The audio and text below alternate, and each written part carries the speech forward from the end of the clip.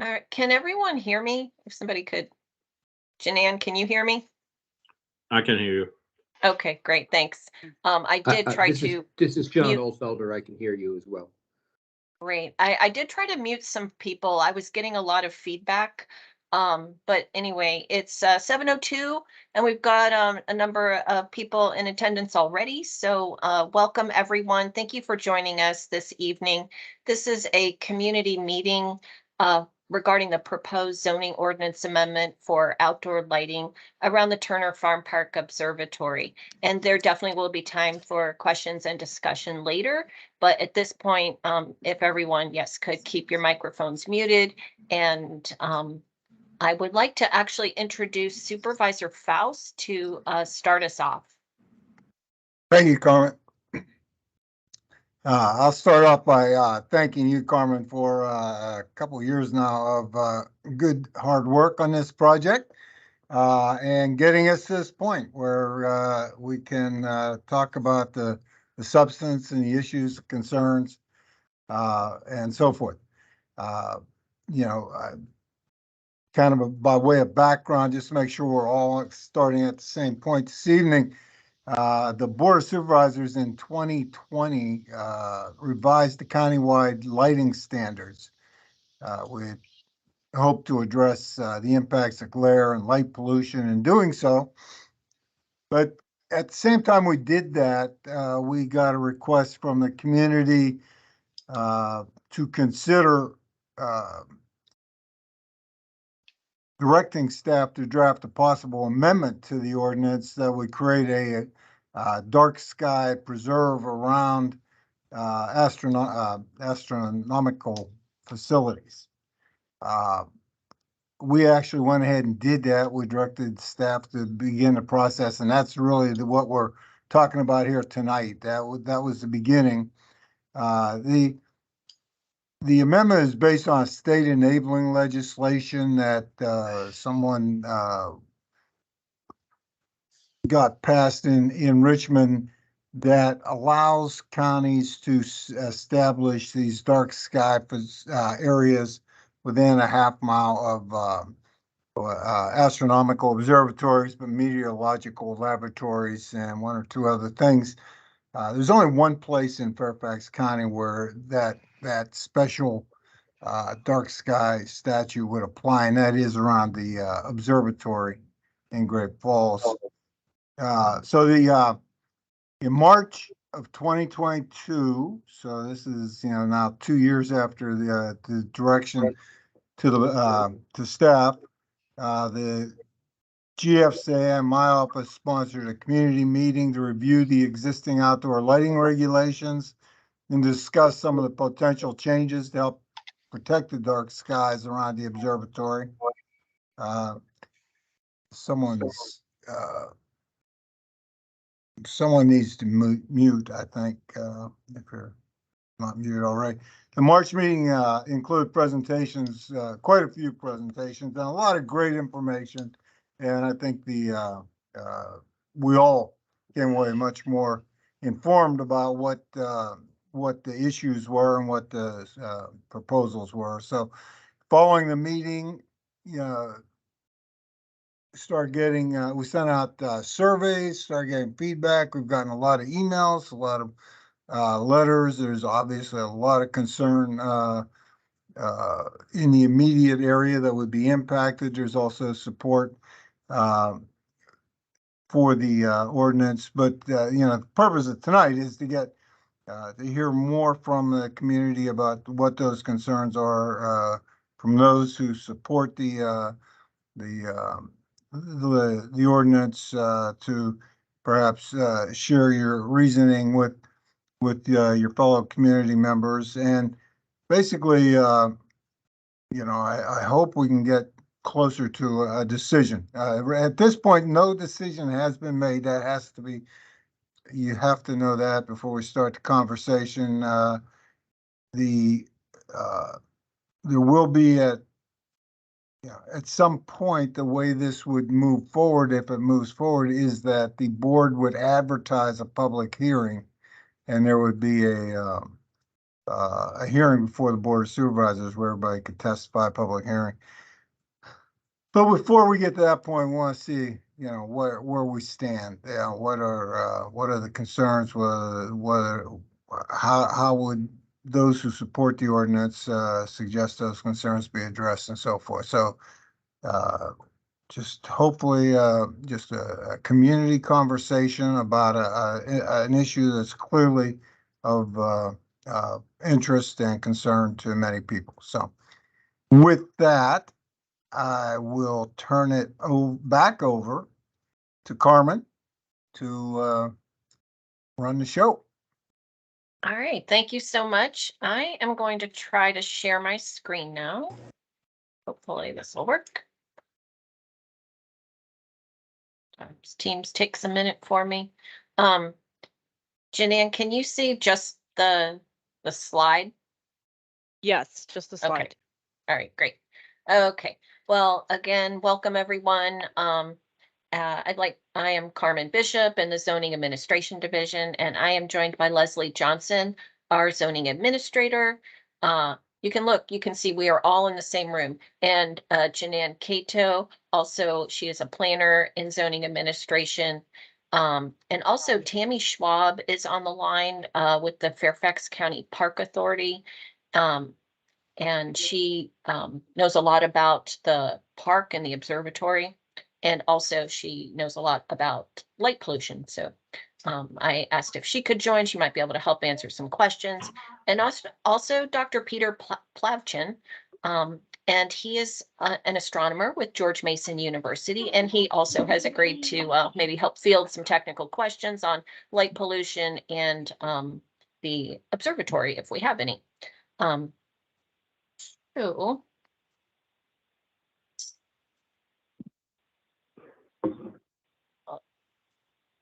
figure out how to Carmen, advance my slides. if I could interrupt one second, I also want to say Tim is on the Park Authority rep, Tim Hackman, and John Oldfelter, the Dranesville District representative to the Plan Commission. So two critical players in this effort. Thank you.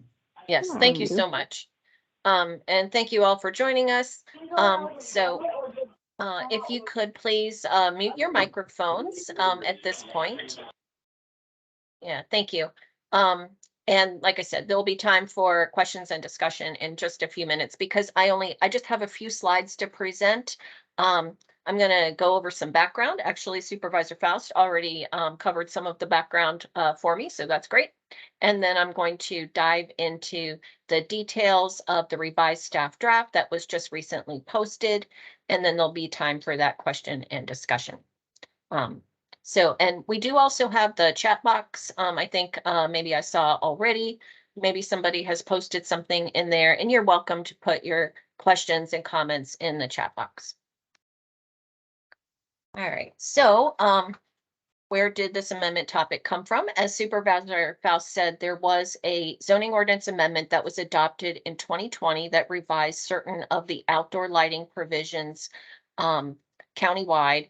And as part of that process, there were comments received from the community that requested that we look into dark skies around astronomical facilities. And so the Planning Commission and the Board of Supervisors adopted a follow-on motion that did direct staff to consider additional zoning provisions to protect dark skies around astronomical facilities. And the only observatory or astronomical facility that is subject to the zoning ordinance is the Turner Park Observatory. There is also, I think I saw this in the chat box, there is also an observatory at George Mason, but that property is not subject to the zoning ordinance. Now, dark skies can have many health and environmental benefits, but the purpose of any regulations as part of this amendment would be to protect the night sky for the observatory. And this is because the amendment would be based on the state enabling legislation that Supervisor Faust mentioned, and that allows any locality may by ordinance regulate outdoor lighting within an area up to 1/2 mile around planetariums, astronomical observatories, etc. And so it would limit the maximum area for any additional regulations to the area you see on this slide. And that does include 525 parcels, and they are all zoned to low density residential districts.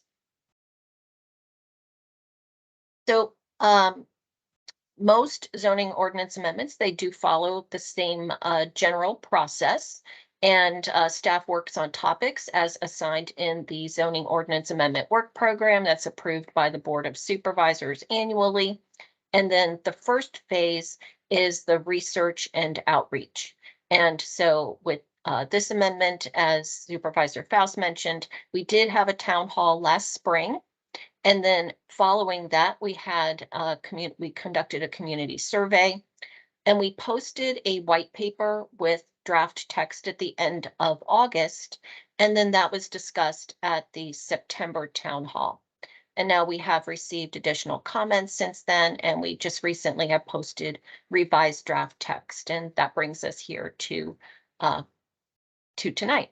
Now, the next step for any amendment would be what's referred to as authorization, and that's where the Board of Supervisors does give us that go-ahead to schedule public hearings. And there are two public hearings. One is before the Planning Commission, and one is before the Board of Supervisors, who is the ultimate decision-making authority. And those public hearings are an opportunity to present input, and they are in person. But I think you can also, well, you can always submit comments in writing. I think you can also participate by phone and maybe even submit a video testimony. So there's a lot of ways to present input. So as I mentioned previously, the purpose of this amendment would be to minimize glare and overlighting to protect the observatory. The sky glow does limit the effectiveness of the telescopes and the related programs that are conducted there. And so additional regulations for the surrounding area may be appropriate. Now, the purpose of the outdoor lighting provisions that are in the zoning ordinance include reducing light pollution. Now, they also include promoting safety and security. So the amendment aims to strike a balanced approach. The zoning ordinance regulations refer to lighting that is called full cutoff. And these are the lights where you can't see the bulb. The bulb itself is within the housing so that the light, it can go out and down, but it doesn't go up. And these lights are also often referred to as being dark sky compliant. And these types of fixtures, they are available for purchase both online and in stores. The amendment would apply to that half-mile radius. And since that town hall in September, based on the comments that we've received, we have posted that revised draft text that I mentioned, and I put a link to that document in the chat box. And I encourage you all to, if you haven't had a chance, please read it and submit additional comments and thoughts that you might have. The revised text, unlike the previous one, it does allow for legally existing lights to remain indefinitely. So if your light was legal when it was installed, then you could keep it until it's replaced. You can replace a light bulb without needing to comply with the regulations. It's just the regulations then would apply to new fixtures and wholly replaced fixtures. And I do want to note that the regulations do not include any limits on the brightness, or that's the lumens, or the number of fixtures that conform to the zoning ordinance requirement for being full cutoff.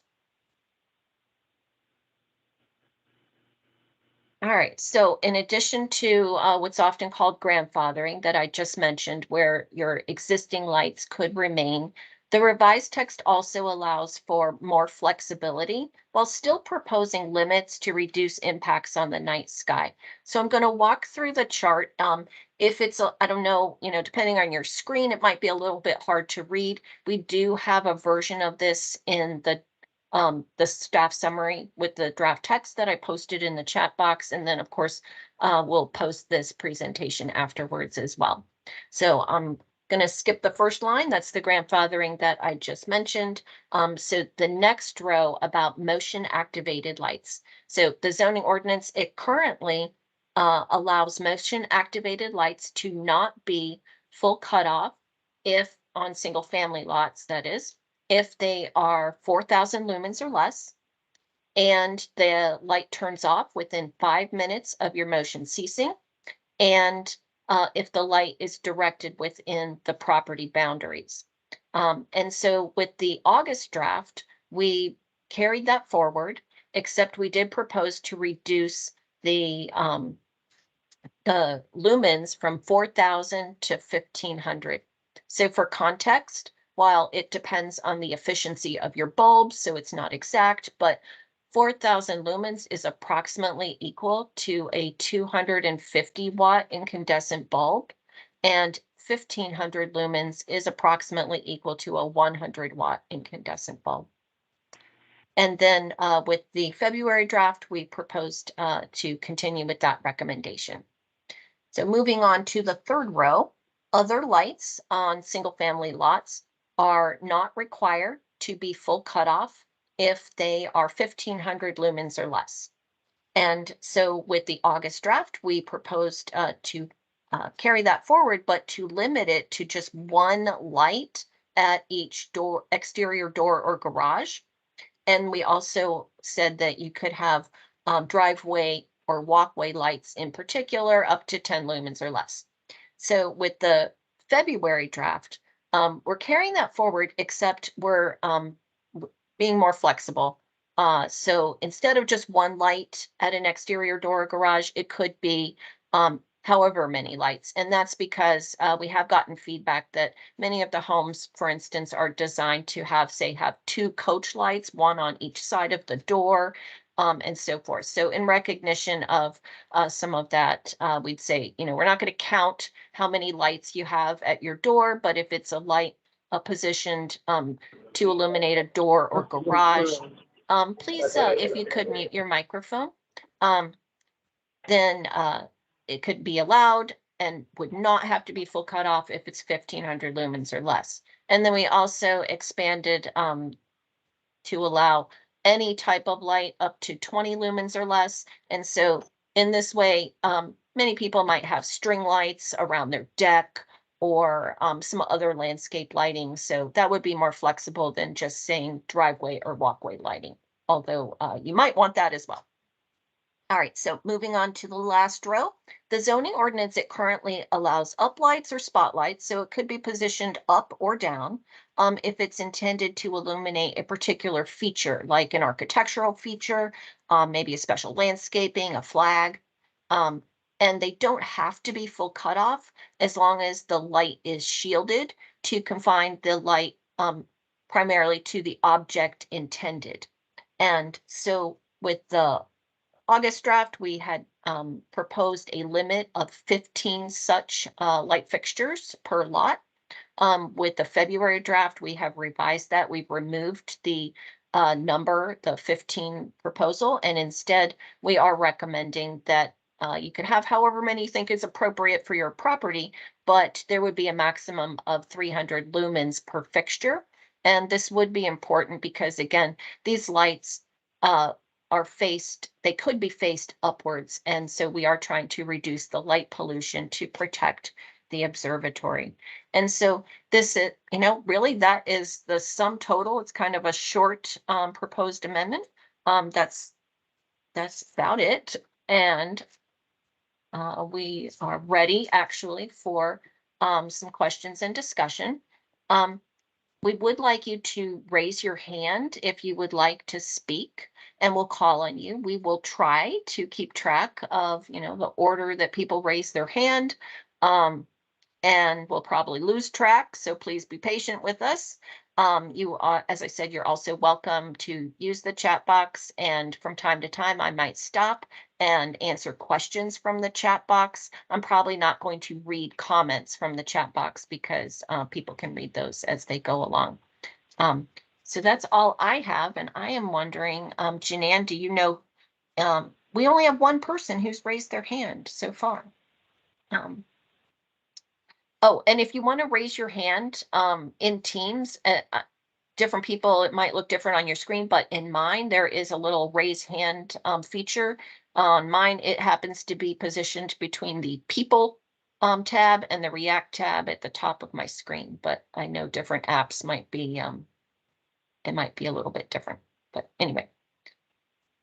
So Janan, was Carla first? Yes, Carla was first. I believe Carla was first. So I'm going to, yeah, so Carla, if you'd like to unmute your mic, you could present your question. Okay, thank you. Thank you all for your time, Carmen and John and Janan and everybody who is there this evening. There are a couple points I'd like to make, please. First is that there has been no study on our particular half-mile radius demonstrating that reducing that light will actually impact the stargazing. And did you know that last summer, 2 men in a car tried to abduct a young teenage girl at about 9 p.m. on already dark J. Smith Street, which is within the half-mile radius? Is that not more significant than stargazers being able to see further into the sky? Even some of the leadership of the Great Falls Citizens Association who support this proposal say that most of our neighborhoods are sufficiently dark and they're really trying to protect against new lighting. But our current lighting limitations are more than sufficient to address any serious lighting situations that arise. I have heard the word protect 4 times this evening by county employees and by John, our elected representative. And each time that word is used to protect the observatory grounds. I believe that our first priority is protecting our citizens and that they should be prioritized. Thank you very much.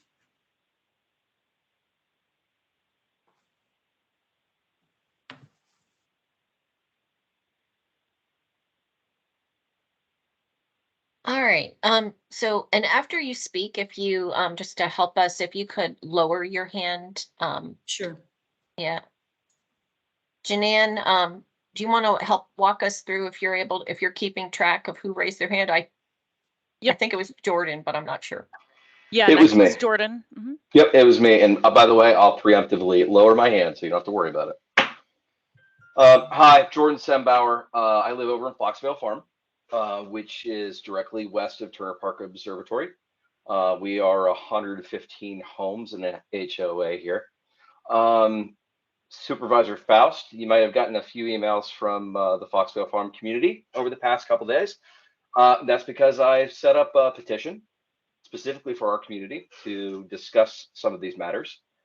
Turns out we had statistically significant data to provide you, which was over half of our current homeowners oppose any of these restrictions. I have one who supports it. So I do have data that you guys didn't previously have. So there is much opposition around the observatory. I've actually have a map of all the homes that are against it. I haven't been able to go west because I have a day job. I haven't gone south yet. I don't have a day job. But I know that my neighbors already talked about some of the crime reduction issues that we have. I've seen in the chat about George Mason. I'm not too worried about that. Our community, specifically Riva Ridge and Wynkoop, we don't have streetlights. It is already severely dark. We have kids here. They play in the dark. We're worried. We're concerned about crime. We're concerned about our children, and we're concerned about this, what we feel is an overreach for our specific community to take the burden and onus on. You can call it grandfathering all you want. We're going to have to change lights. We're going to have to shield lights. We're going to have to burden the cost that you provide to this Dark Skies initiative. So, John, from one southwestern Pennsylvania guy to another, I'll tell you right now, our situation and scenario in our neighborhood, we are absolutely against this. Thank you, Jordan. I believe Dolly was next.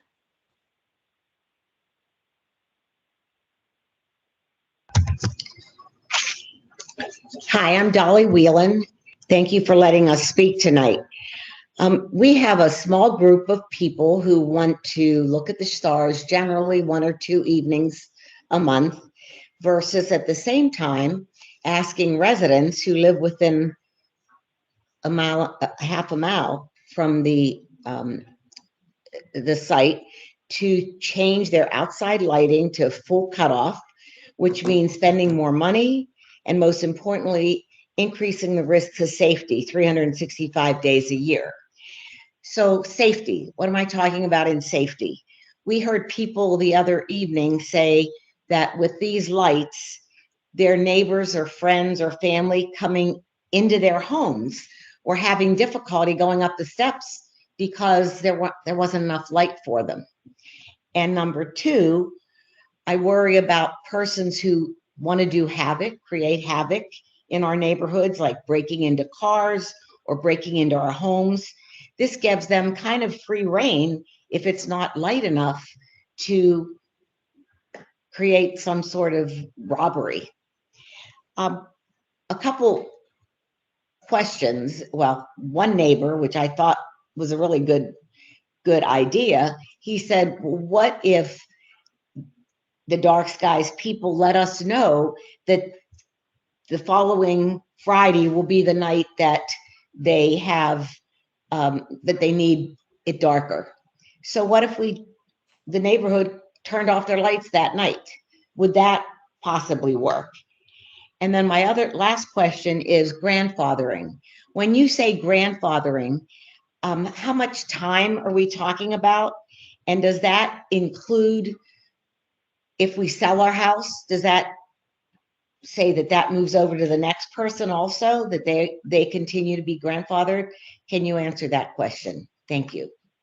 Yes, so to the grandfathering, it's however long the fixture lasts. So, you can repair it, you can replace the light bulb, but if you actually take that fixture down and put a different one up, then it would need to comply with the new regulations.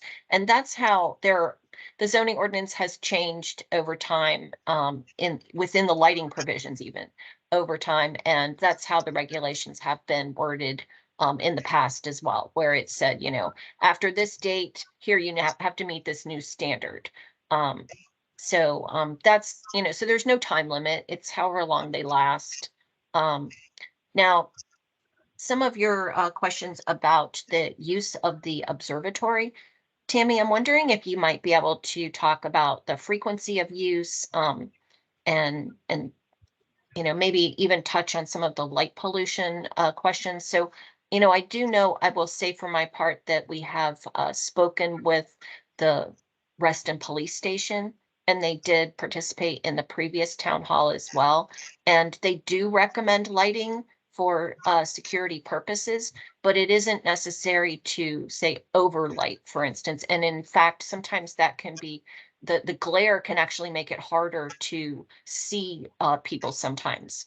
So we do want you to have appropriate lighting, and full cutoff doesn't have to mean dark. I mean, and there's no limit. It could be a bright full cutoff light. Even the zoning ordinance doesn't have a limit on the number of lumens for your full cutoff lights. And so full cutoff means that the illumination doesn't extend above a horizontal plane of the fixture. So it can go out and down.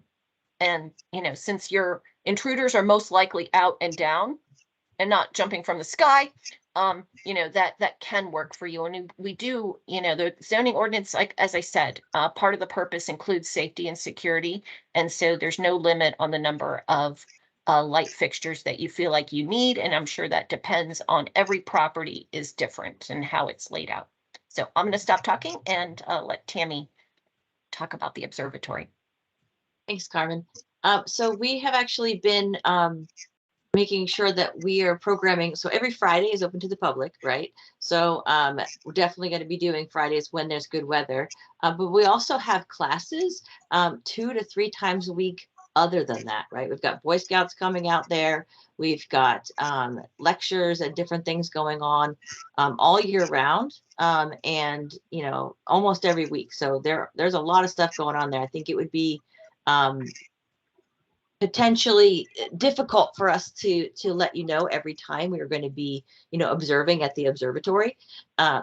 You can assume that Fridays obviously are one of those nights, but there are lots of classes there. We could publish a schedule, that kind of thing, but that is also seems like a burden on the citizens potentially to have to turn their lights out. And I think Carmen made a good point is your stairs should not be unsafe because of this ordinance. The ordinance does not prohibit you from lighting your stairs. It prohibits you from lighting the sky, right? So, think about dark skies does not mean dark round. So lighting safety is important to everybody. And I think that if you have well-designed lights, then you have a very safe place, but you can still have dark skies. We've had an issue where at the observatory, we can't see the Little Dipper anymore. We can't see all the stars in the Little Dipper, and that's really kind of sad. I don't know how many of you saw the Little Dipper as a child. Were able to go out and see those stars. It's really sad that we can't point out all of those stars to the folks.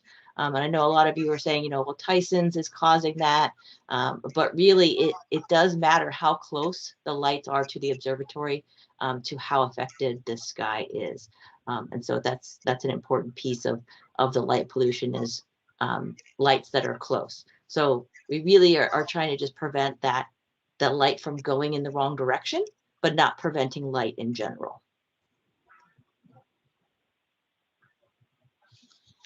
Thank you, Tammy.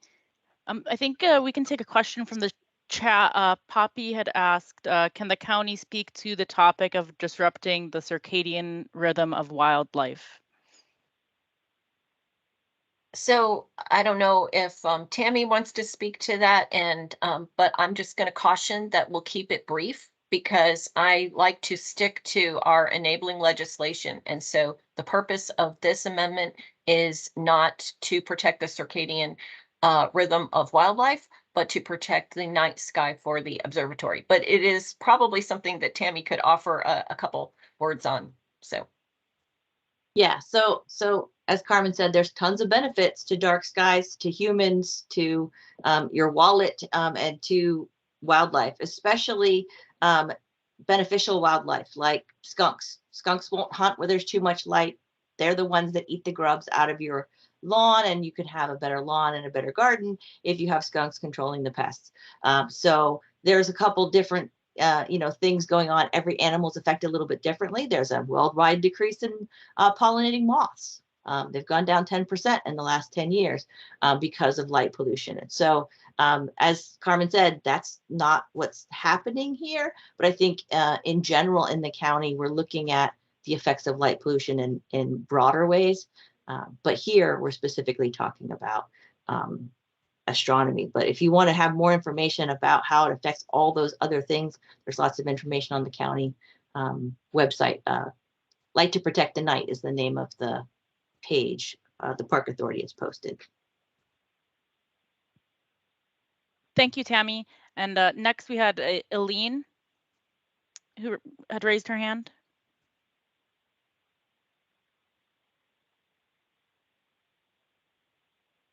Hello, I'm here.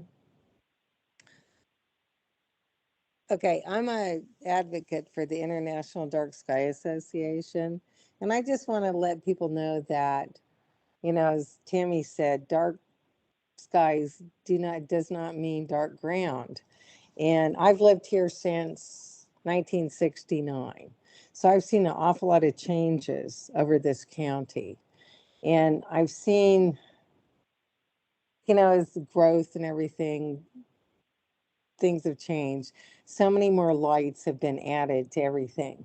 And that's okay. Everybody has a right to feel safe in their homes, and everybody has a right to be able to traverse their areas safely.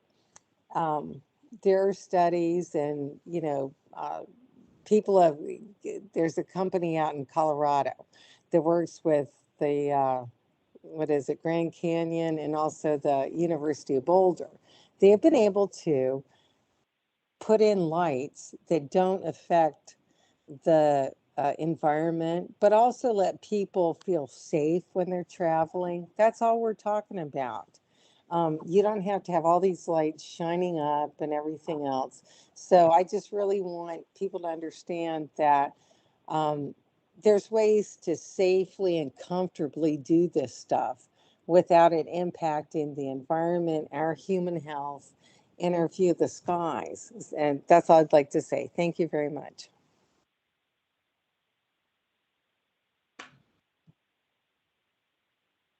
Thank you, Eileen.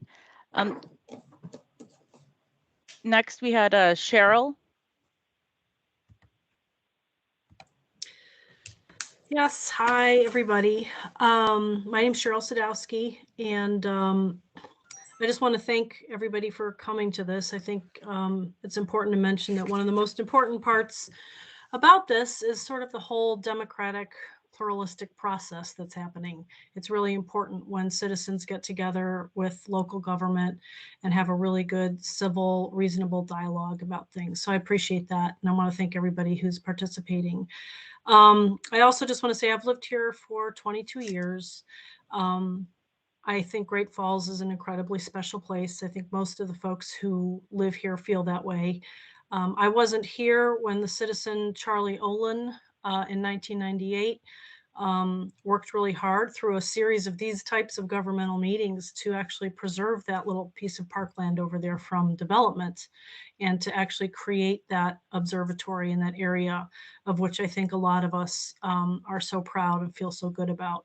So I do want to kind of mention that, because that itself was the result, I think, of a lot of conversations. In terms of the dark skies amendment, it seems to me I took a pretty good look at the amendment. I went through kind of all of our lights, looked at things in the past couple of weeks, just, obviously being out and about in the neighborhood. I've kind of considered the lights of, my neighbors on this street and on other streets. And obviously people have, different sort of levels, but it seems to me that most everybody already is very much in adherence, whether they know it or not.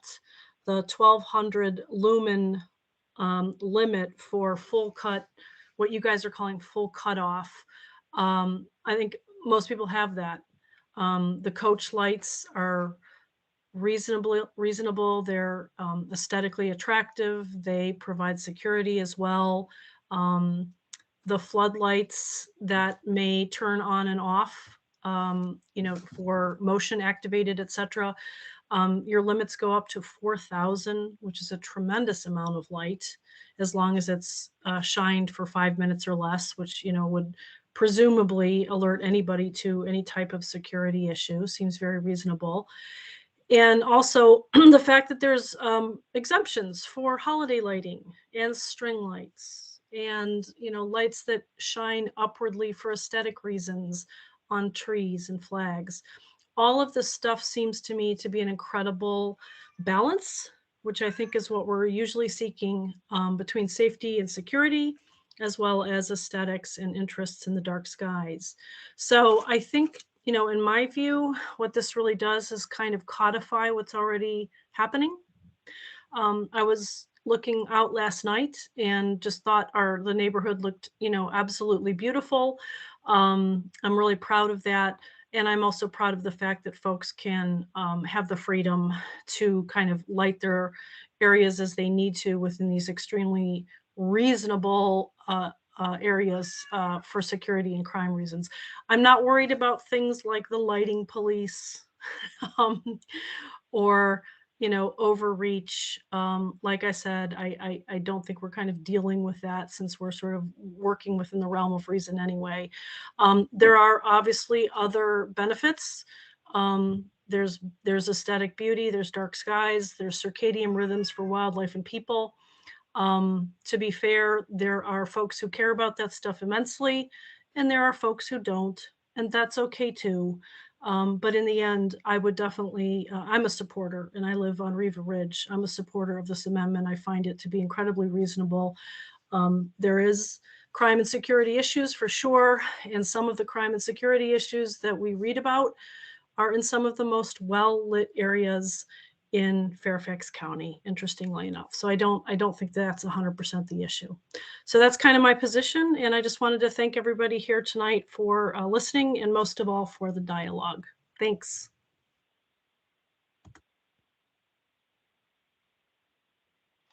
Thank you, Cheryl.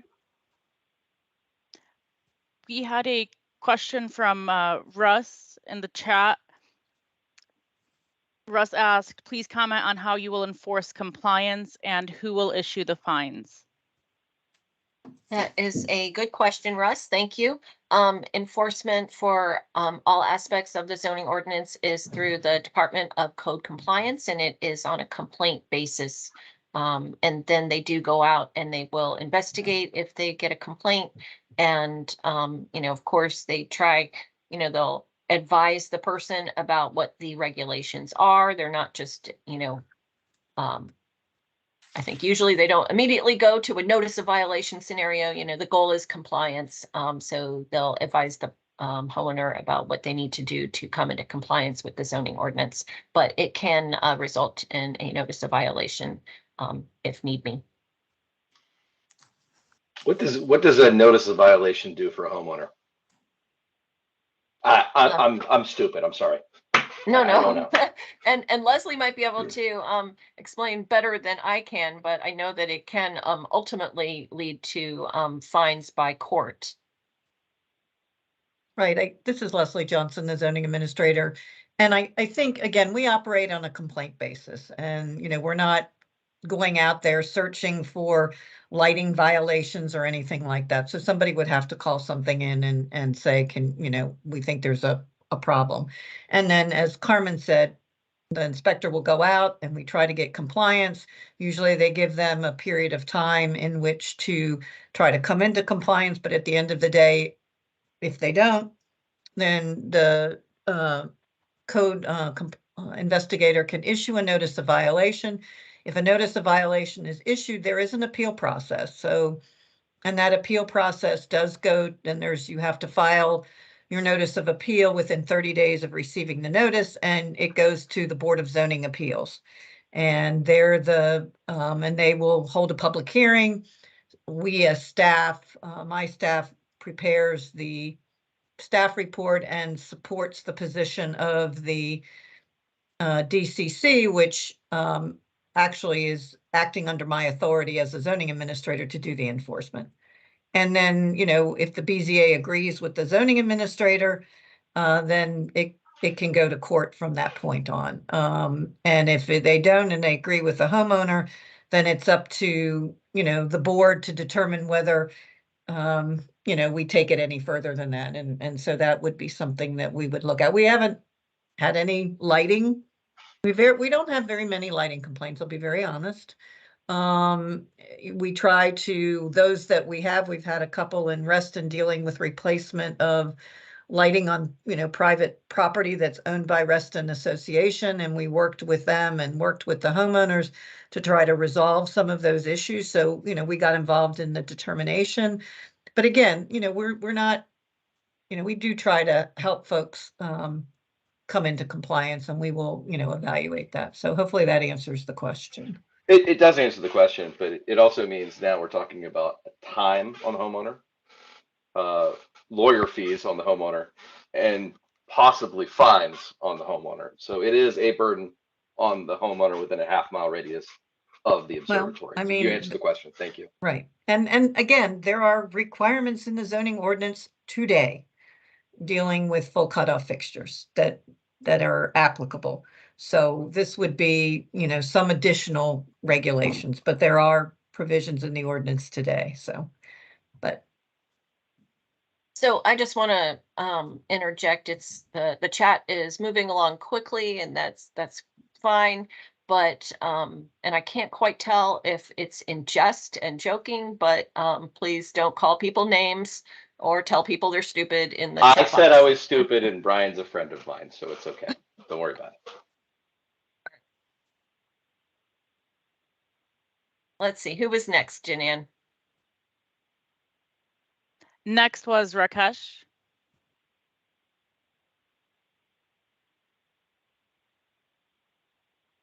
Hello. Hello all. My name is Rakesh Mehrotra. I am a new resident of Great Falls. I moved in October of last year. And I've had a harrowing experience during the construction of my home. I'm within, of course, half-mile of the observatory. And during the construction process, which lasted for over 2 years, the home was not lit at all, and we had major problems. We had break-ins, we had people stealing stuff. It happened to me, it happened to my neighbor who was in the same process of construction. There were no lights at night. We kind of assumed everything would be fine and didn't pay attention until things started happening. And so just wanted to bring out this fact that, lighting does enhance the security feature, which we're all looking for as citizens and residents of Great Falls.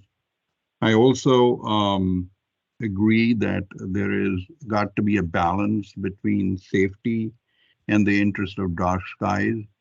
So any kind of a reasonable accommodation or a reasonable resolution where the interests of the homeowners, especially the homeowners that are within the half-mile radius, because their interests and their concerns are very different from the rest of the county. So as long as their interests and concerns and their security and safety is taken into account, I am open for anything reasonable. I was concerned when I read the initial proposed amendment because it had so many more restrictions than what are now being proposed by the February amendment. So that's a good movement, at least in my mind, because the earlier proposed amendments had a lot of additional restrictions, which I thought were very unreasonable.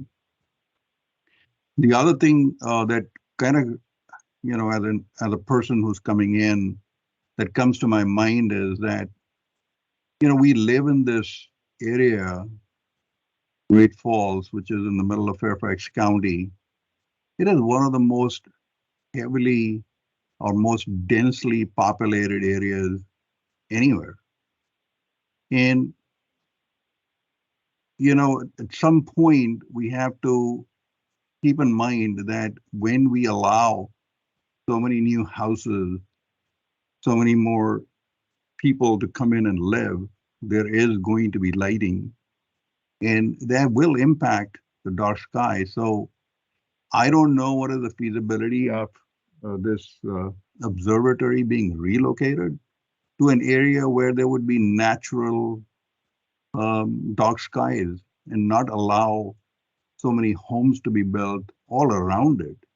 So it seems like why were so many homes built in this area where, dark skies are required? So that's my thinking process on this. And then I have one question.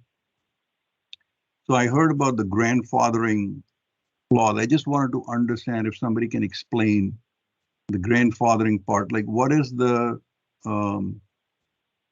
cutoff point for the grandfathering to begin? Is it before the amendment is passed into an ordinance, or is it at some other point? That's thank you for asking that. That's an excellent point. So if adopted, the Board of Supervisors, they have their public hearing, and let's say they vote to adopt additional regulations. Usually we have them go into effect the next day. So then, although they don't have to, but there's an effective date. So let's say it's the next day that they go into effect. It would be light fixtures that are installed after the effective date of the ordinance. So it's not retroactive. So it'd just be forward looking. And so after the regulations go into effect, then, anytime you install new lights or replace the fixtures, then they would have to comply.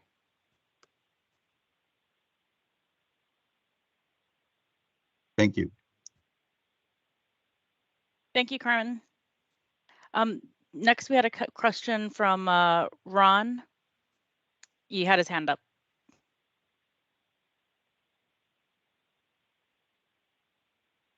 Ron or John? Okay. Can you see me now or no? Ron. Ron and Okay, Maria. Yes, you're Ron and speaking. Maria. Ron and Maria.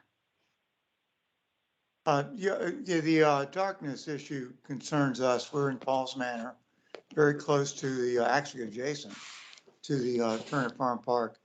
And we're struck by how dark the roads here are. Springville, we've been here for 40 plus years.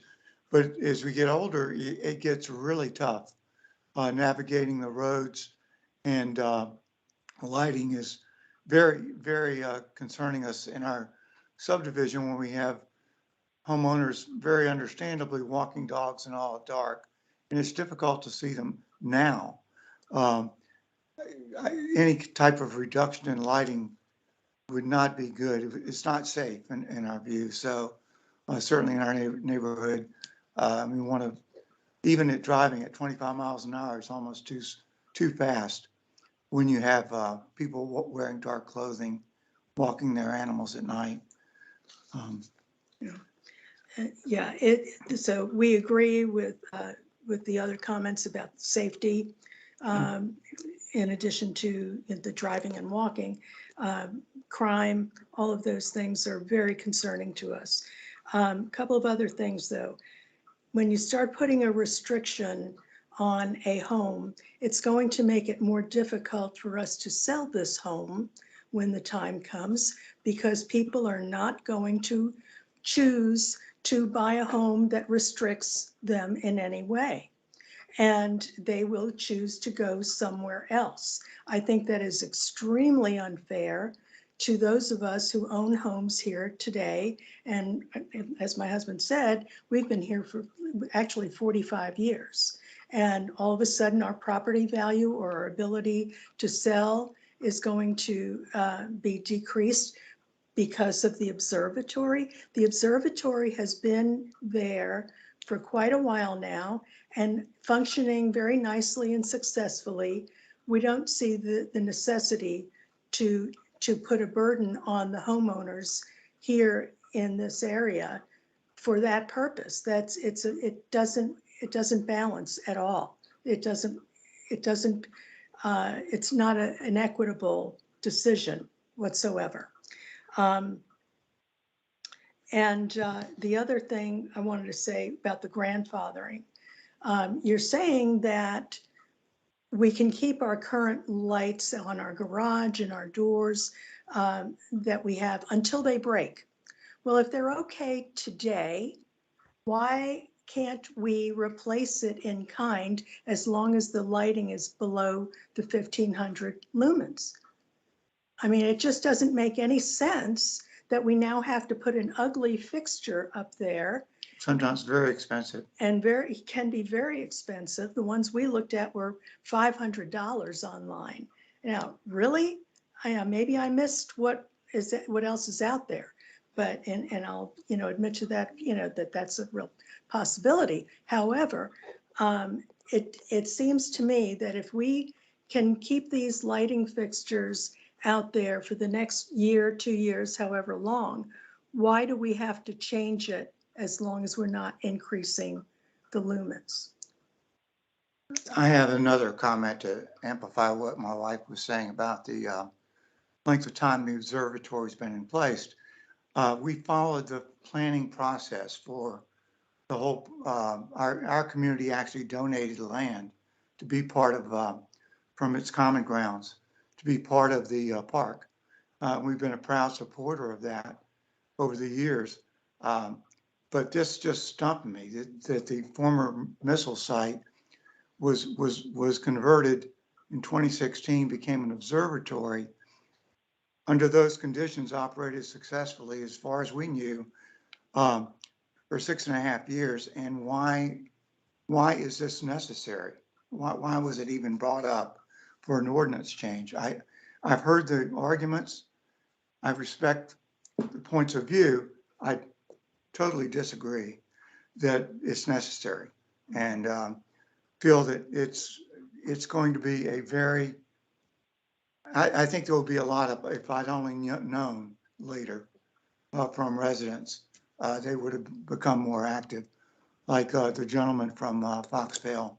And thank you for what you did to get input from the owners there. We've talked to our homeowners association, and we've talked to neighbors and gotten various views on it. And I think the safety issue is going to be so paramount for our 80 home subdivision. Yeah, and the other thing is that a number of people we spoke to, I know you went out with a survey, I know you've done all these things, but it just sort of went right by them. They really are not aware of what's coming down on them that is going to affect their lives. And the other thing I want to say, and I'm sorry, but with all due respect, I keep hearing it said that there are no limits on brightness. Well, lumens are brightness. So when you say there's no limit on brightness, but it's got to be under 1500 lumens, that's a contradiction. Hi, I'm sorry. I might, I'd like to respond to that question because I've seen that question raised in the chat as well. And then I think we should probably move on because we've got a number of folks with their hands up. But there's no limit on the lumens or the brightness of lights that meet the zoning ordinance requirement for being full cutoff. So the lumens only comes in with an exemption from meeting the standard requirement for the lights to be full cutoff. So you could have a 4,000 lumen full cutoff fixture if you wanted. You could have, in fact, you could have 50 of them, to tell the truth. As long as they're full cutoff, you could have however many, however bright you think is important for your property. Janine, who was maybe next? I want to make sure everybody gets an opportunity. Thank you, Carmen. Next we had Amir. Thank you. Good evening, everyone. Thanks for having this very good conversation. I actually moved to Great Falls in 2020. I live right behind Turner Park on Runaway Lane, not too far away from it. And I know everyone's been talking about safety, and they've been talking about safety mostly around theft and, driving down the road and cannot see another person. But I think safety also includes we live in Great Falls, having animals in this area. Many times you drive down the road or you just come home in the driveway, there's deers. I mean, there's every day there's like 6 or 7 deers in my backyard. There's deers, there's fox, any type of animals that you can think of. I mean, I have a 5-year-old daughter that come home like late. We come home late, and she get out of the car, and might be some kind of animal can just jump on her. So that's one thing. And another thing is this 0.5 mile radius. How was that determined? Was there a study done? How do we come up with this 0.5 mile radius? We live in Great Falls. Everyone knows this is a very wealthy area. There's multi-million-dollar houses going up every day around this, this area. And one of the attractive things that they put on these houses is the number of lights. If you can drive down Pike, you can drive down Springwell, any of these areas, you can see all these lights going up on these houses. So my question is, where this 0.5 mile radius came from? Why are the people so close to this park, kind of getting penalized for this, where, Great Falls as a whole, these multi-million-dollar houses having, all these lights going up on their houses, with these new houses are being built every day? Amir, That's a good question. And there's been, Peter put a link in the chat box relating to the state code provision. So where did the half a mile radius come from that is in the state code? I honestly don't know. But I do know that state code limits the extent of the regulations for this purpose to a half a mile. So the county is limited. We have to comply with the state code. And where they came up with that, I don't know. But Peter, I don't know if you would like to maybe unmute and talk about the importance of lights near the observatory and how that can be beneficial. Sure. Hi, I'm Peter Plafcham. I'm a professor at George Mason, and I have an unshielded light behind me. Might make the glare might make it a little bit hard to see me, but if I point it downwards, then it's a little bit easier to see me. So I just want to point out here that there was a question earlier about why a half mile. Have there been any technical studies done? The issue that the community is facing right now is that light pollution is getting worse uncontrollably. And it's doubled in the last 10 years alone. So it is true there has not been a funded study saying what will the impact of this law be on the light pollution on the area around the observatory. It is also true that Tyson's Corner is the worst light polluter in the Northern Virginia region. You can see it from the International Space Station, along with George Mason, ironically enough. My own campus is one of the worst light polluters as well in the Northern Virginia region, as long as with the main business corridors. So where this observatory is in a relatively dark location. And the half mile radius has to do with something called the inverse square law of light. Light spreads out as it radiates away from a central object. And it obeys a very simple mathematical relationship that if you double the distance, the intensity of the light drops by a quarter. So it's called the inverse square law of light. And so this means that one light bulb half mile away from this observatory, just shielding that properly, not getting rid of it, just shielding it properly so the light's going down and not up, is worth 100 light bulbs in Tyson's Corner 5 miles away.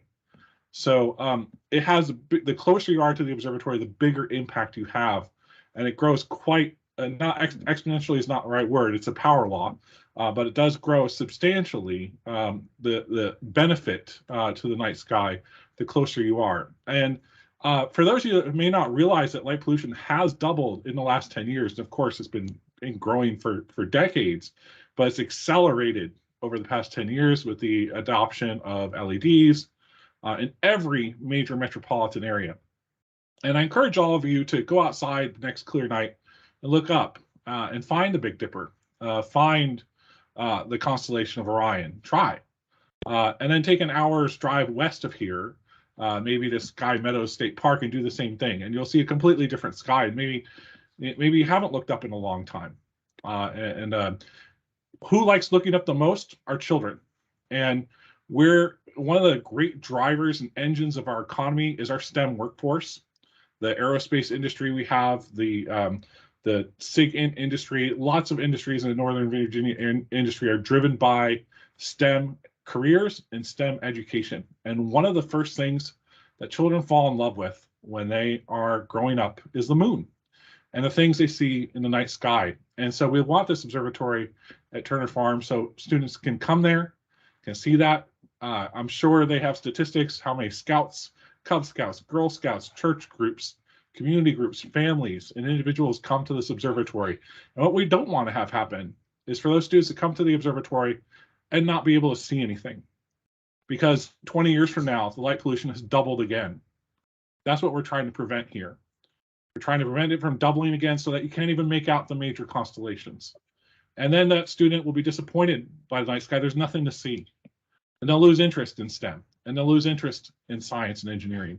And so it is important for us to have a dark sky site within reach of the population for education, for ensuring the next generation of our economy and the STEM workforce. And I'm happy to answer any other technical questions about light pollution.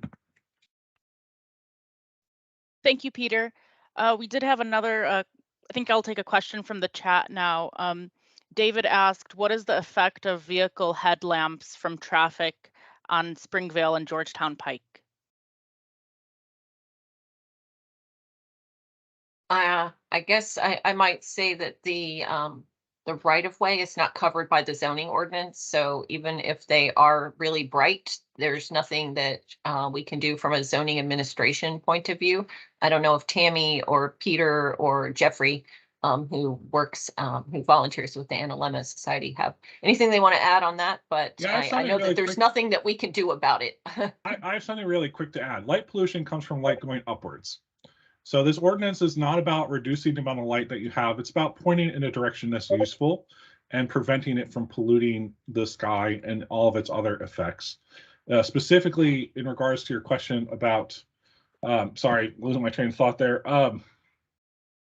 Sorry, what was the question again, Carmen? Yeah, the question Vehicular was, traffic. Oh, vehicular traffic. So the thing about vehicular traffic is you can look at the view of Washington, D.C. from the International Space Station and see the light pollution. I'm happy to put my email and address, and I'll send you a picture of that. You cannot see the 495 from space. Beltway doesn't show up.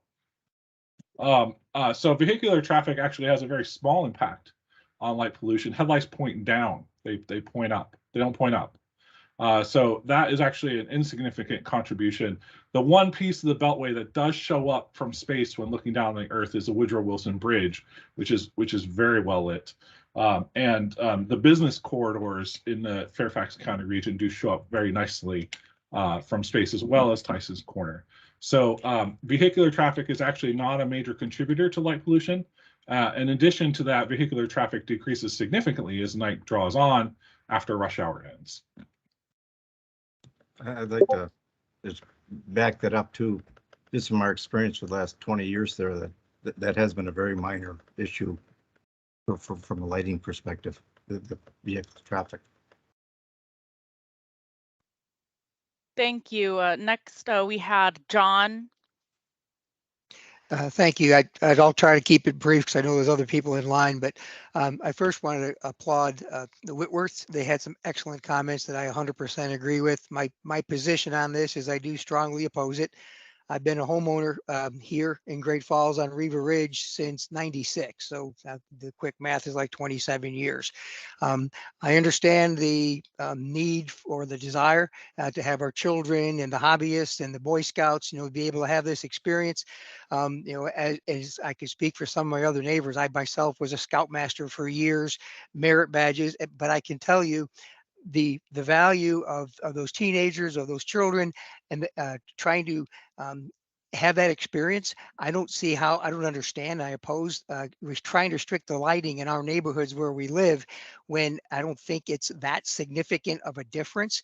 I think the point that the lady Carla made, I didn't get Carla's last name, should be the overriding consideration. And that's the perception of the safety concerns of the people that have lived here for years. That outweighs the being able to have like the best ideal, trying to preserve, the lighting situation. I can see the Little Dipper from my driveway. It depends what night, what's the cloud like. I'm a retired Navy guy. I live by the stars at sea. It matters on the quality of the weather at the time. There's so many other factors. But I think the overriding thing is the safety of the people that live here in our homes, as opposed to the hobbyists, the Boy Scouts, the children. We have children that live in these neighborhoods that have bus stops. There's 3 or 4 of them up and down Riva Ridge alone, that at the beginning and the end of the days, early bus, late buses, they're out there in the dark trying to get in. And I try to safely get on a bus is what I'm trying to say. So again, I agree with the points of trying to resell our homes. If we can't change the fixtures, is that going to make our home less desirable, less valuable to sell because people won't want to move into our home? Even if we don't change the lights, they won't be able to. The Whitworths made that point very well, I think. So again, my position is I strongly oppose it, but I do appreciate you giving us the opportunity to speak and be heard. Thank you. Thank you, John. Next in the chat is Gary. Thank you. Again, also thank you to Carmen and Supervisor Faust.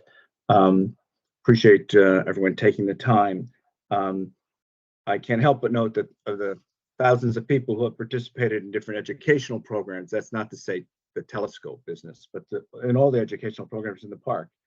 and recognizing that many of these people even were repeat customers who attended more than one program, it's still a significant attendance for the park, and the park authority should be congratulated. But imagine all of that happened without imposing additional lighting restrictions on the surrounding 521 properties. We've had all this great success at the park. So why then should we now compel new lighting requirements on our citizens? The problem with the approach is it starts with the premise that what action should the government take? Instead, it should start with the concerns of the residents in the area, and that the government should only do what is necessary. So when should the government be imposing its views on the citizens just to make things more or better for a group? Well, better health care, that's compelling. More or better affordable housing, that can be compelling reasons for the government to get involved. But darker skies for a small group so that they can look deeper into the sky is hardly compelling for the government to impose restrictions on students. I look up in the sky as the prior person just mentioned and see plenty of stars, but some people want more. Of course, there are always people who want more, but at what cost and to whom? These people could drive, as the good doctor said, out, just go west to Loudoun County and find darker skies. But they don't want to pay that cost. They would rather I pay their cost by imposing the restrictions on me. And of course, this would only be the beginning. If once they start with these requirements as now proposed, it will not stop. Be sure they will be back again to eliminate any of the exceptions that are made. In fact, the way this is being approached, it appears the outcome is almost set ahead of time. We should be looking at all the choices. And this goes perhaps directly to the supervisor, because that's where the decisions will be made. But one choice is, of course, not increasing the current restrictions at all. And that's certainly what I'm hearing from all my neighbors. And truly grandfathering existing lighting, so that, as someone else has said, so that if a fixture has to be replaced, it should be able to be replaced with the same type of lighting that was there before, since it was acceptable at that time. And then another person made another good point about voluntary compliance. For all those activities that were mentioned at the park are not all telescope activities. The park can easily make the requirement on certain Fridays, if you want to look at the stars, these are the days you come. And we can voluntarily comply when we're told of that, of turning our lights off when it's dark until 11 o'clock, or something like that. So voluntary compliance is certainly workable, and it can be done where there's a will. So there's a lot of things here that are good are alternatives, but interestingly are not on the table. So I think we have a lot of issues that still need to be explored. And there's one person who lives in this neighborhood, and she said she thought everybody was pretty close to compliant. We are Fox Vale Farms is very dark, but most of the lighting is certainly not compliant with the new requirements in terms of the lighting that they'd have to meet, particularly the full cutoff. Those lights certainly don't exist in most of the places in our neighborhood. Thank you. Thank you, Gary. We had a question from Lauren in the chat. Can the county add dark sky compliant street lights to our neighborhoods?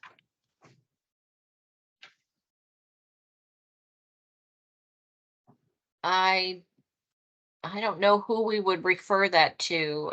Leslie, do you know? I think that sounds like a capital facilities project, or. Yeah, I would think that the streetlight program over with DPW, Department of Public Works and Environmental Services. I'm not sure who the individual is on that, but we can share that information.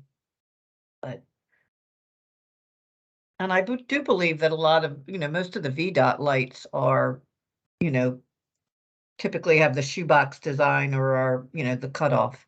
I know that they've been looking at that, so. All right, we will make sure that we pass that comment along. Okay, next, raising their hand, BK Lane. Yeah, it's Bev, sorry. No, it's okay. So I have sort of a comment and a question. There's a lot of people working on this ordinance. We've got several employees here, Supervisor Faust, GFCA. And honestly, it's a little disappointing that this is a priority over our streets and the police presence and bus driver shortages. There's a lot of time being spent on this, and some of our basic taxpayer services are not being met. And it's disappointing that this is how our government's working right now. And not to diminish the work you're doing. I know you believe it, what you're doing and everything, but I think there's some other priorities that need addressed first. So that's my comment. I agree with everything everyone said. There've been a lot of great points. And maybe this is for you, Supervisor Faust. A lot of talk about the observatory. They're ramping up classes, a lot of visitors. Is this going to be a large facility? Is this going to grow? Are we going to have tour buses? Are we going to have a lot of traffic? What is the long-term look for the observatory? Because that's been most of the discussion. No, I'm not aware of any plans to change the, the intensity of use or what it's being used for. I think it would be, I know they get some good turnout on, special occasions, but it's relatively modest, use of the facility. So, and there's no plans to change that. Okay, because I would say the only change we're looking to make is to meet the One Fairfax goals, which is to increase the diversity of people who are coming rather than strictly the numbers of people who are coming. So working with people in Falls Church to bring them out to Great Falls, which is dark in comparison, to show them the sky, that kind of increase. No more buildings. Of course, the master plan for the park is how parks get changes. And so that is another process that you might want to go through. But that's the only plan we have right now as far as increases diversity of folks that we serve there. So was there a new parking lot added, or is there plans? I saw something. I think finally, yes. I'm just going to say yes. Finally, there was a parking lot added. Tim, you want to explain? It wasn't certainly. We just added a new parking lot for equestrians in particular. It's a gravel parking lot at the corner of Springville Road and Georgetown Pike, primarily to allow easier accessibility by horse trailers and things of that nature for the spring and summer and fall events that the equestrians put on at the horse facility there in the farm side of Turner Farm and Observatory Park. So it's a beautiful new facility. We actually moved the access road into that parking lot farther south on Springvale, so it's safer for ingress and egress for the people attending those events. So it's a gorgeous new parking lot with new fencing, very attractive. Okay, thank you. And it was a long time coming. That was very frustrating, but yeah, we got it now, and it's a great addition to that park. Thank you, Bev, for your question and for the answers. Rakesh, it looks like you had your hand up next, but I'm going to get to you later and to get to people who haven't spoken yet. Tom? Yes, this is Tom Hickson. I live in Foxvale Farm. I've lived there since 1979. The lighting in Foxvale has not increased because the homes were all built at that point in time. We have the architectural controls have limitations on the type of lighting, et cetera. So we really haven't seen any increase in our lighting. What we have seen is the fact that this observatory is now, someone's pushing for it. And I see that in the proposal that they're looking to become an official urban night sky place from the International Dark Sky Association. And that may be great, but I don't see why, especially from earlier comments, if our current lighting is not really inhibiting things, and if it's looking at future lighting, our lighting is sort of governed by our architectural controls. So I do not see why we would have to have some sort of a grandfathering issue that if the fixture that we have goes out, we can't replace it with a like fixture, a similar fixture that has the same lumens and everything else, and go away from the colonial look of our neighborhood into these other things, these other types of fixtures, just to satisfy somebody's interest in getting some sort of a designation from somebody. I also wonder, that was just discussed about the equestrian park. Is that park lighted at all, and are those lights exempted from the restrictions? Let me just answer that quickly. The answer is it is not lighted. Those are daytime events. So there is no lighting on that side of the property.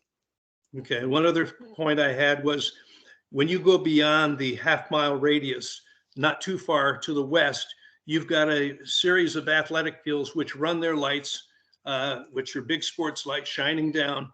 I would know from my own experiences with astronomy and even attending the George Mason thing there, that the lighting from those fields, anything looking west, is going to be looking where that light, where the halos from those lights are going to be. Our neighborhood is not a factor in people looking to the west, because our neighborhood lies to the west. So again, I don't find these restrictions necessary at all, and especially in our neighborhood looking to the west. Other areas, you look to the south, you're going to see the intersection of Route 7, and you've got gas stations and its lighting. You look to the east, you see the Tyson's Corner area with its lighting problems.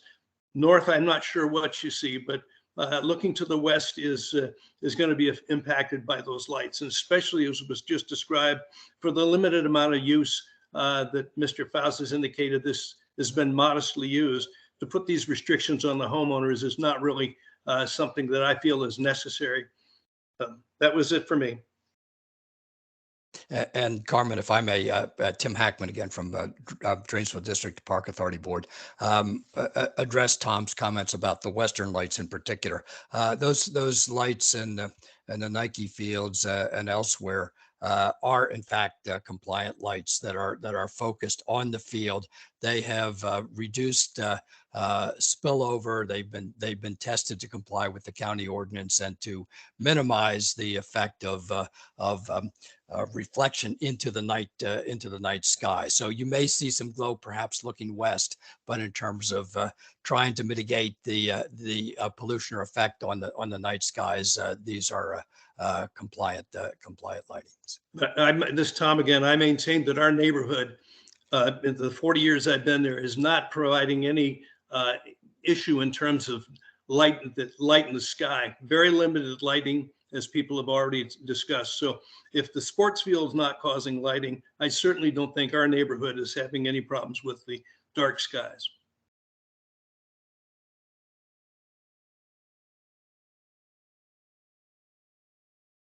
Thank you, Tom. And just a reminder, if I missed any questions in the chat, please feel free to send them again. Brian, you had raised your hand.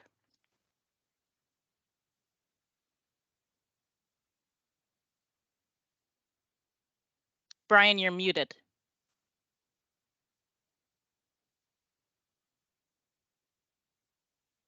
Brian, you're still muted. He's working on it. How about that? That works. You almost think I work for a technology company. Wonderful. Well, thank you, everybody, for taking the time, both the Fairfax County employees, Supervisor Faust, and all of my neighbors, and even a couple people who strangely aren't neighbors who have a keen interest in this. But thank you all for taking the time to discuss this subject. I just want to share a few observations and a couple questions. So first observation, I just want to reiterate, Tom Hickson, you stole my thunder a little bit there. But someone who lives across the street from Turner Farm, I can actually see it from my backyard. I will tell you that when the Nike field lights are lit, again, understanding that they've done what they can to be as compliant as possible, it is a dramatic amount of light pollution.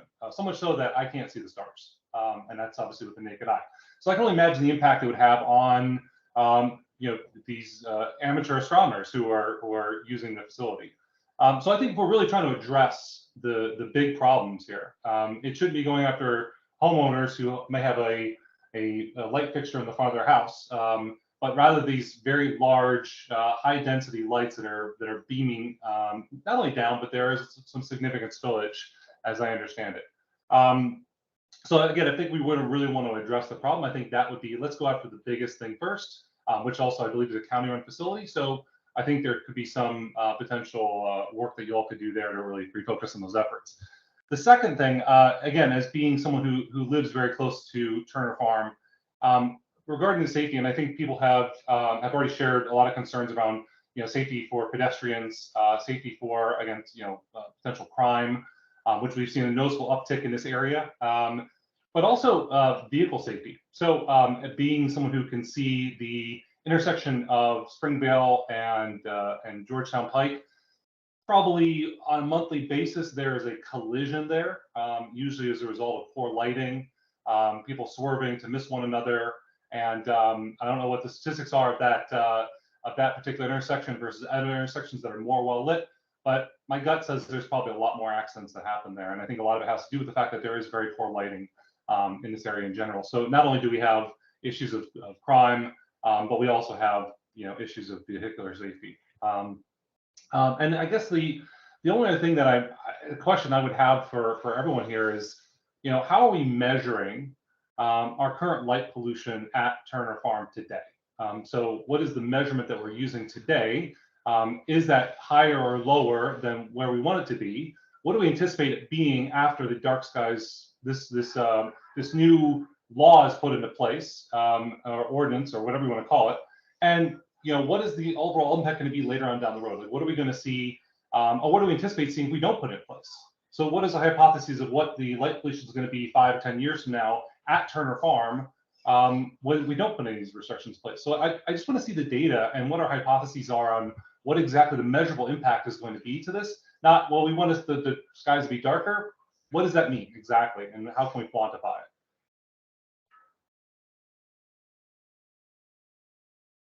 And that's all I have. So if you have any answers to those questions, great.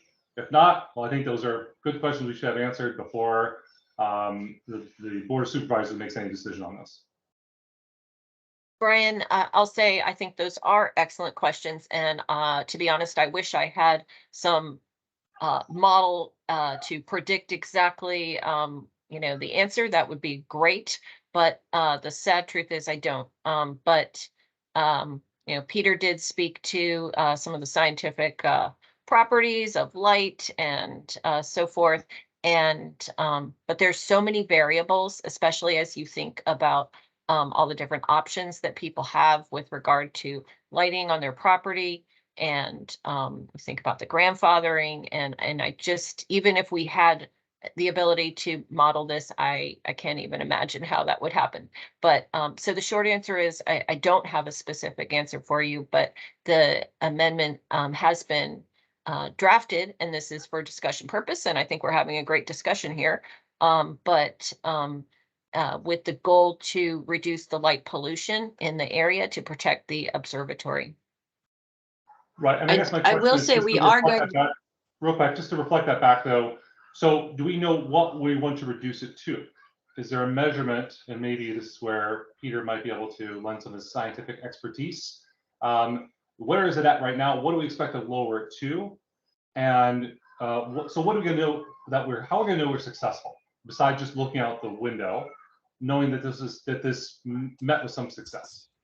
Carmen, if I may just address that briefly, I really don't think, Brian, this is Tim Hackman again. I really don't think that the objective is to reduce light pollution. I think that's probably an impossibility. I think given the grandfathering provisions, which I think are very appropriate, I think what we're trying to do is reduce the rate of growth of light pollution. It was said earlier that there's lots of development going on even in our neighborhoods. There's infill that's going on. Obviously, if this ordinance is adopted, there would be some restrictions in terms of the fixtures for new construction.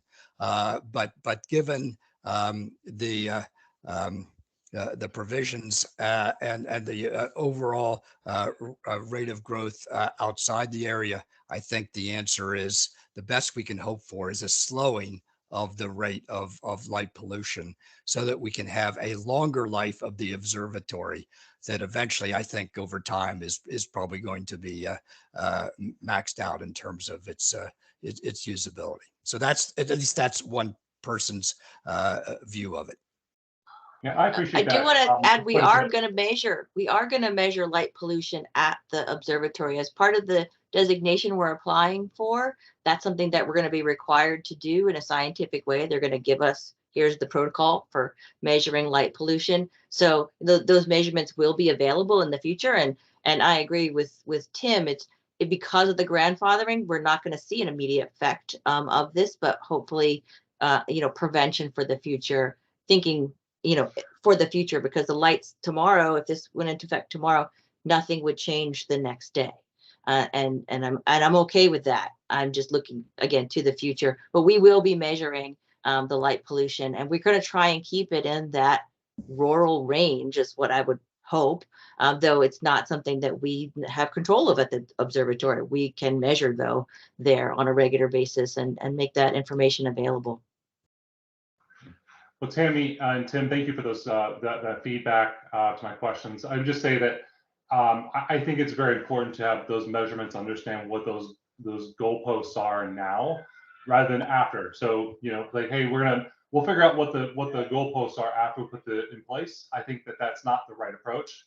I think everyone here who would be impacted by that deserves to know where those goalposts are, so we can understand what we're agreeing to. Yeah, Brian, if you want to join me some night, I'll do it with you, because we periodically, check the light brightness thing and actually see it with your own eyes once. I'll be glad to show you once the actual what we use to do the measurement. Jeff, I will put my my email in the chat. Hopefully no one will spam me, but it is a little bit of a haul for me to walk the 200 so odd feet, but I'll take you up on that offer. Thank you. Peter, I saw you had your hand up. Did you want to chime in on anything? Well, I think it was already addressed. I put in the chat a link Okay. to the light pollution scale. And I think what was mentioned earlier by Tim was correct, that we're, I think it was Tim, that we're slowing the growth rate at this point. In particular, the technology change from incandescents to fluorescence to LEDs has specifically led to a huge growth in light pollution over the past decade, worldwide. And so that's, initially, if this ordinance were going into effect, the initial effect would be 0. And it can't be done in isolation either. And you mentioned the Nike facilities in Tyson's Corner, right? There needs to be other efforts that are also going on in parallel, county-wide, statewide, nationwide, in addressing these issues.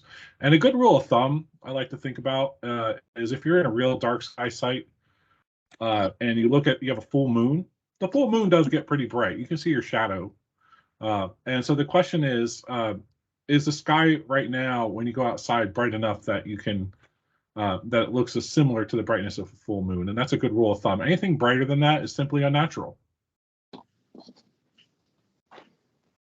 Thank you, Peter. I think from everyone who has their hands up now, Lauren was next, and from those who haven't spoken yet. Yeah, thank you. The discussion that people were just having around how, okay, we're really just trying to protect the growth or future lighting from getting worse, and highlighting that really our older neighborhoods are not part of this problem. I've heard GFCA make this comments.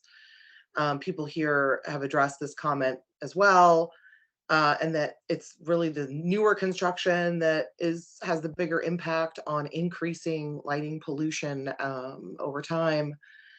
I don't believe that grandfathering in the way it's put in the proposal is quite aligned with this. grandfathering in a way to say, well, if you're not replacing it yet, you can keep it or just use a different bulb, might help me in the moment, but everything breaks eventually. And then over time, as people replace their fixtures and maintain their homes as they should, our neighborhood will in fact get darker and darker over time because of the new fixtures and that we have to then start using. So I don't believe that grandfathering in will sort of protect us from our neighborhood getting even darker. And if the goal is not to make our neighborhood darker, and instead it's to, reduce the flooding and trespass of light on these larger, newer construction projects, why not propose a different kind of grandfathering, like anything built after a certain, for homes built after a certain year, rather than at the time of replacing a single fixture on any home.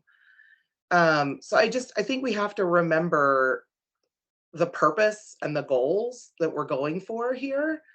And if it's pretty clear that the older neighborhoods are not part of the problem, then consider that in the way that we grandfather them in, such that it's not just mitigating concerns in the moment, but it helps us out long term as well.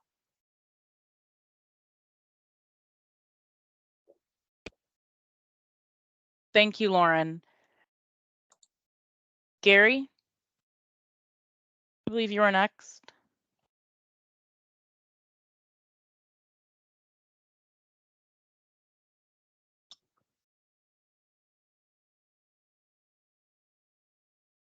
Gary? Okay, well, if not Gary, I'm sorry. Amy? I'm okay. sorry. Go ahead. Forgot to unmute.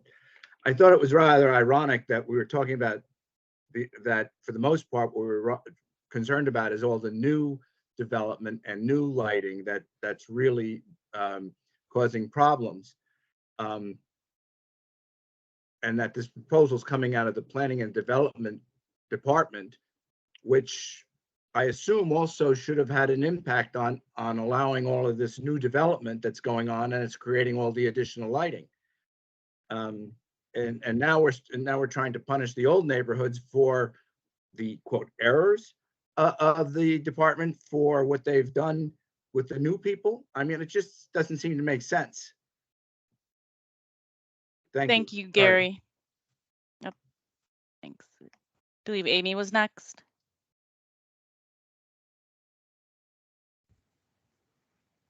Hi, this is Amy Palladini.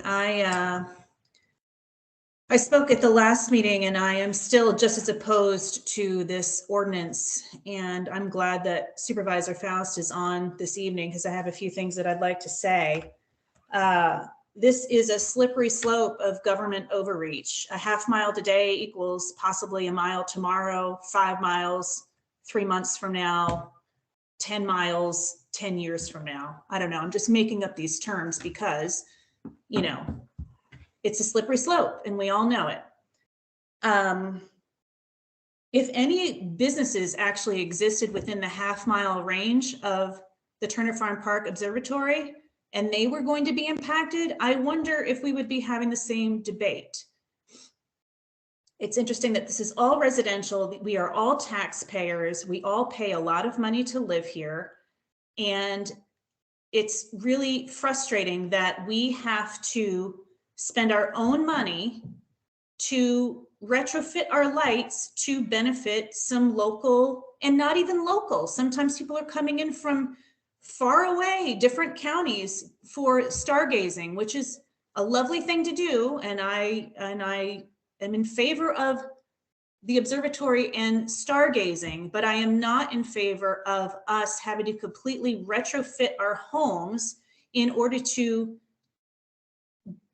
kowtow to a bunch of astronomy hobbyists. And I'm sorry, I just think that this is government overreach, and I'm not in favor of something that is going to actually reduce my safety. I am a single mother. And it's dark enough here. These roads are riddled with potholes. You go outside at night to walk the dog, you can practically break your neck. There are no street lights.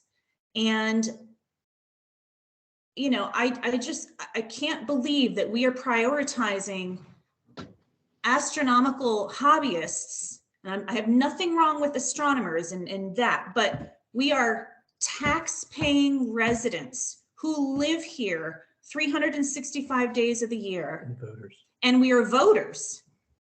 And we need to have our voices heard. And that's really all I have to say about this. And thank you very much for the efforts that everyone has put into this. I find it kind of puzzling that the Great Falls Citizens Association isn't saying anything tonight, because they certainly got an earful from us on their last meeting. But I'll just leave it at that. Thank you.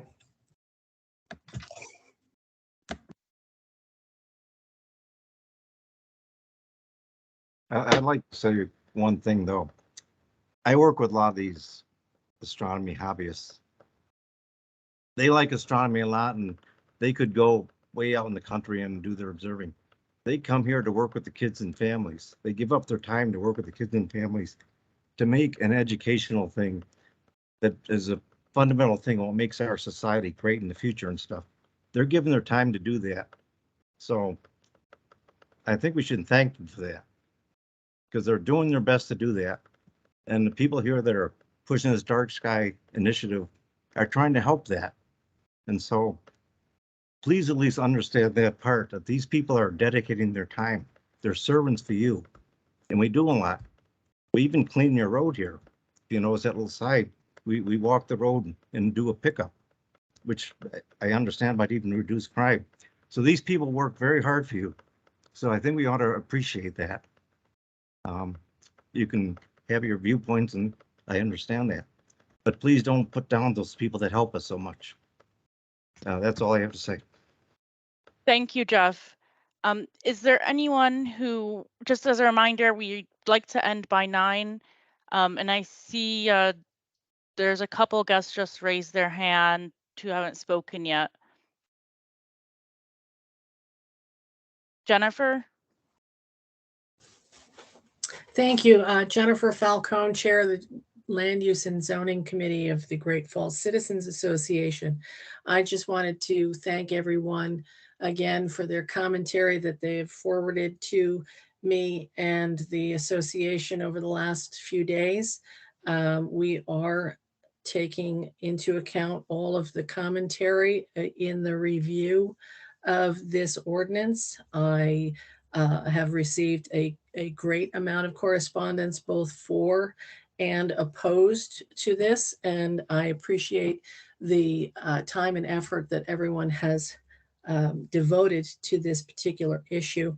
And I look forward to reviewing everything and with the board of the GFCA, and once the final language of the draft is advertised, should it be advertised, then we would certainly forward the position of the GFCA at that time.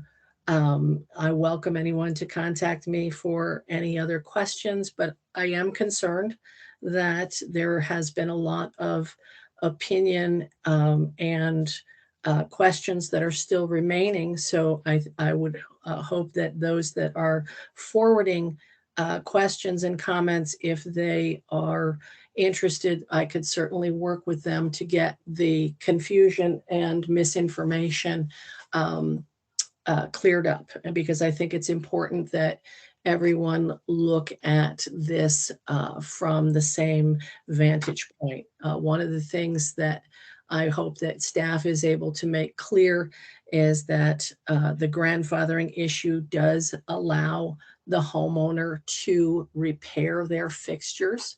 There is no requirement to turn lights off, and that the urban night sky place designation that Tammy spoke of does not impose any restrictions on the community. That is a designation for the park that strictly speaks to the lighting that is in the facility. It does not have any influence on outside of the facility. So that is something that this particular proposed ordinance would take care of. So I would appreciate it. Anyone, if they have any questions that I haven't answered for them already, I'm happy to do so. Thank you.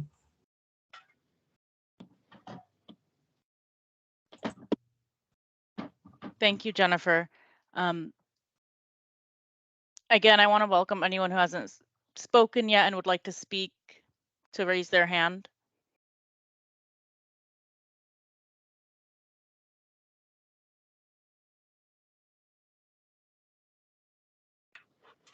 Jay? Hi, yeah. I'm just kind of, the main thing for me is that I'm a young student who goes to the University of Michigan, and one of the things that is really, I'm having like a hard time supporting like the whole Dark Sky Initiative is I don't really see much proof when it comes to like what kind of benefit we're gonna get from the whole Dark Sky Initiative. I mean, to me, we live like very close to Washington, D.C., and obviously Washington, D.C., I know like they've brought up the whole inverse square law thing. And then to me, DC is just this huge like emitter of light pollution. And so even though like yes, for sure, there may be like some change, but I just don't see like there just being the significant change that kind of like outweighs the concern for public safety, because I really think that there are huge concerns about public safety with this issue. And I really hope that everyone listens to the people talking about public safety, because I really think it's an important issue for all the young folk too. So that's just all I have to add on this issue.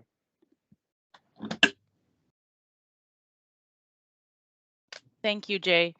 And I think last we'll have Carla before we close out for the evening.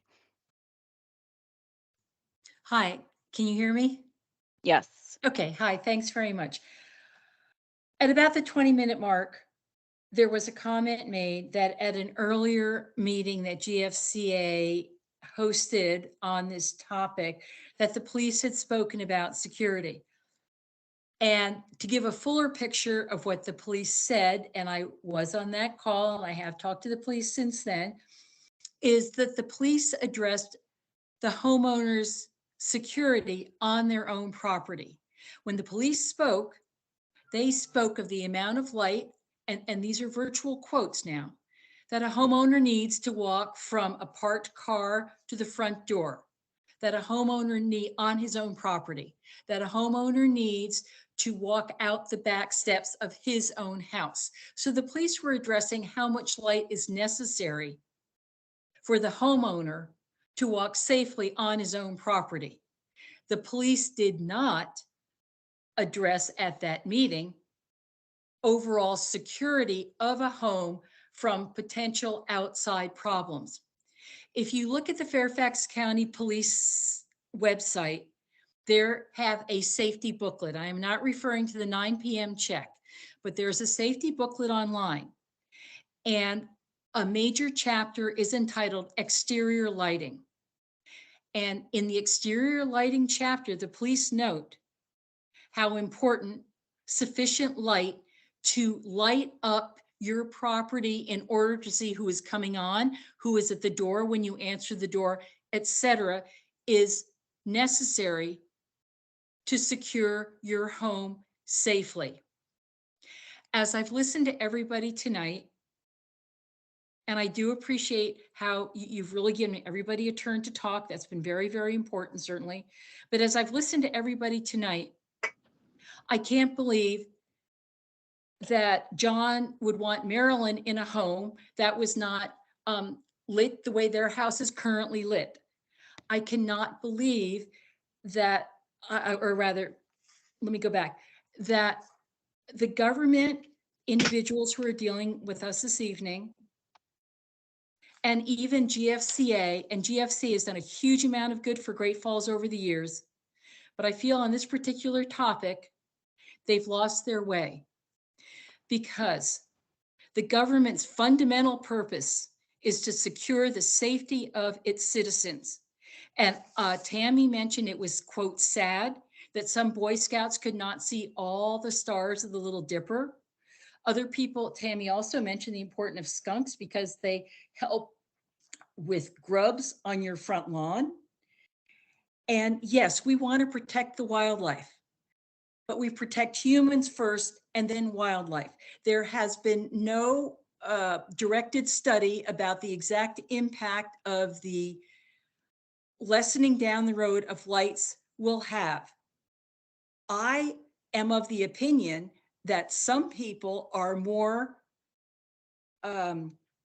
focused on an international dark sky designation than they are on the safety of our citizens. Because I've only heard about protecting the observatory, protecting the people going into the observatory, etc. Please remember that our government was founded on protecting the citizens first. Thank you very much.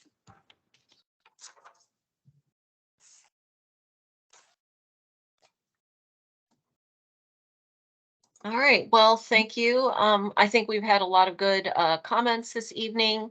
I do see Dr. Plavchin has his hand up. I will make an exception for our astronomer in residence to provide one quick comment, Peter.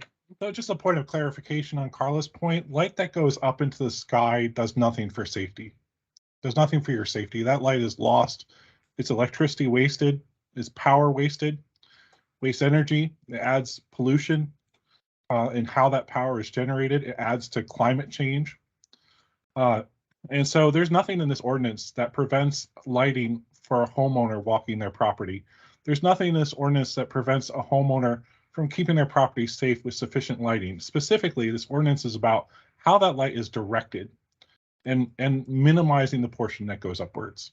Thank you. Peter, what's been stated is under the new light fixtures, if you have to replace the light fixture, a new house is being built, is that the light bulb has to be entirely covered.